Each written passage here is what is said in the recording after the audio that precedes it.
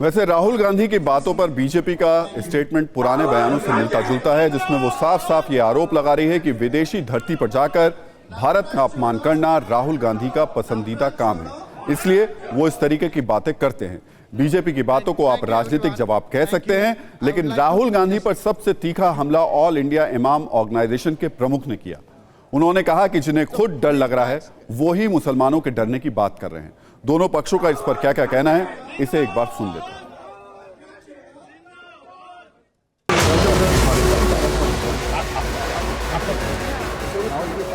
कि हमारे नेता के कारण 140 करोड़ देशवासियों की मान सम्मान बढ़ता है, भारत का मान बढ़ता है, दुनिया भारत में उम्मीद होप देखती है, तो शायद ये कांग्रेस हजम नहीं कर पाती।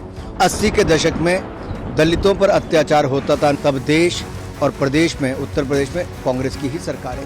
ये जो बात राहुल जी के कहना है कि जिस तरीके की नीतियां संघ परिवार की और बीजेपी की हैं, ये एक एक करके हर उस समुदाय और समाज को चिन्हित कर उस पर कुछ न कुछ राजनीतिक या बाकी प्रहार करेंगे, जिससे वो अपनी राजनीति बढ़ाते हैं।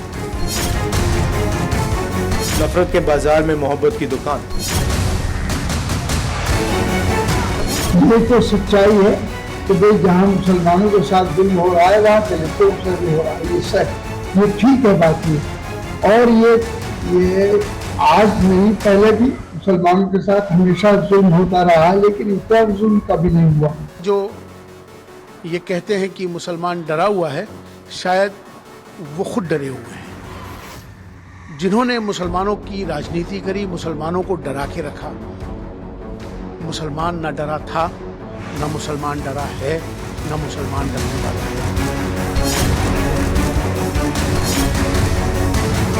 दलित communities feeling the same thing.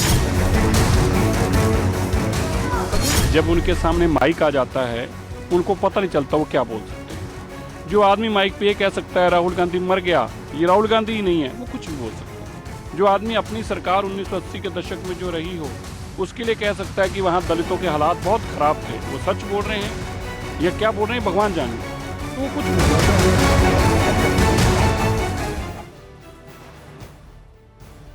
Rahul Gandhi ने जिस तरह से इस बात की तस्दीक की और कहा कि हां, भारत में मुसलमानों के साथ भेदभाव हो रहा है, उन्हें डराया जा रहा है, उस पर देश में कड़ी प्रतिक्रिया हुई और सवाल भी उठे।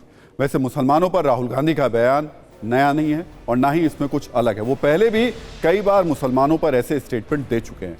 वैसे जो व्यक्ति राहुल गांधी से सवाल कर रहा था, उसने कहा कि मुस्लिमों के खिलाफ भारत में कानून बने हैं और उन्हें जबरदस्ती जेल में डाला जा रहा है। इस सवाल का जवाब देते हुए राहुल गांधी ने कहीं ये क्लियर नहीं किया कि भारत में मुस्लिमों के खिलाफ अलग से कोई कानून नहीं बना है और ये अफवाह है।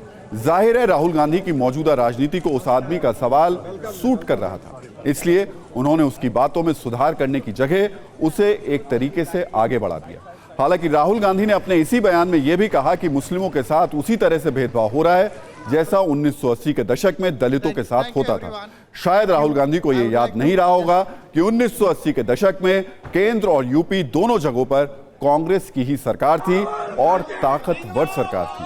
तो सवाल ये कि क्या राहुल गांधी कहना चाहते हैं कि उनकी पार्टी के शासनकाल में दलितों के खिलाफ भेदभाव किया जा रहा था? कांग्रेस के रणनीतिकारों के एंगल से भी एक सवाल ये कि 1980 के दशक में दलितों पर अत्याचार की बात राहुल गांधी ने सोच समझकर कही या फिर उनकी जुबान फिसल गई।